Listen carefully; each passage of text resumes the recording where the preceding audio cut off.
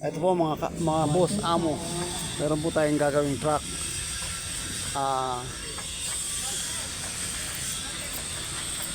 Anong makina to, Bo? 4GG1. 4JG1. 4JG1. Nag-overheat po siya. Ang gagawin po muna natin ay tatap overhaul, papareplace ang cylinder head, papalitan ng head gasket, palilinis natin ang radiator, overhaul. Tapos ipipix natin ang pan o lalagyan ng silicone oil. Tapos kumakabig ang preno. Malaki ang kalog ng kingpin, papalitan ng kingpin, papalitan ng wheel cap ng mga preno sa unahan muna. Sabay na rin pati likod. Tapos papabanding ang brakes. Maninipis na rin siya.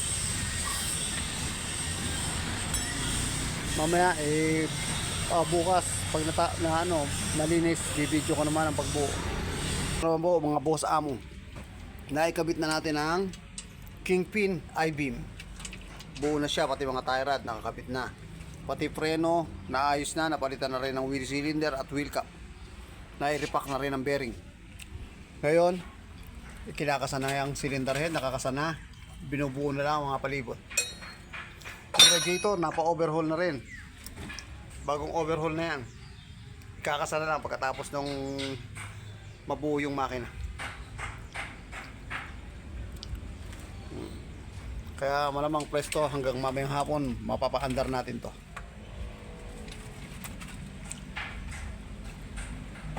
Pinareplace po ang cylinder head para hindi mag-overheat, pinalinis ang radiator.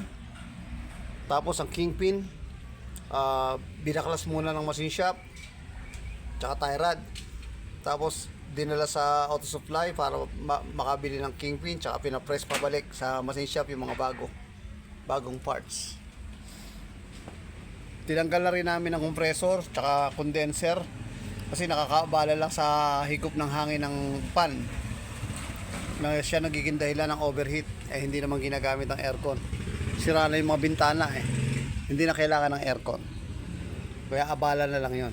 Yung nakakapagpabigat na lang yung compressor sa ikot ng makina na lalong nagpapalakas sa diesel. Ito po mga kabos amo, umandar na po ang ating truck. Tapos na ang overhaul ng radiator, wala na siyang leak, wala na rin siyang bara, umaandar na ang makina, wala na siyang pressure sa radiator hose. Tapos one click siya i-start, saka pino siya, halos walang dalawang makina. Tapos na-convert na rin namin ang posisyon ng fuel filter kasi tumatama doon sa upuan. Okay na rin po ang kingpin niya, nakakabit na, mga preno na-bleeding na rin namin, na-adjust, wala na rin siyang kabig. Wala na yung kabig pagka nakabitaw ka sa manibela na pakaliwa, wala na rin yung kabig na pakanan pag umapak ka ng preno.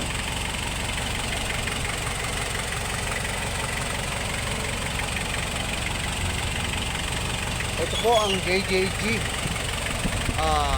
Auto Works ng Kapalaran San Juan, Taytay Rizal. Tawag lang po kayo para sa trabaho. Kung ano man po ang problema, itawag nyo lang at sasagutin ko kung ano ang problema.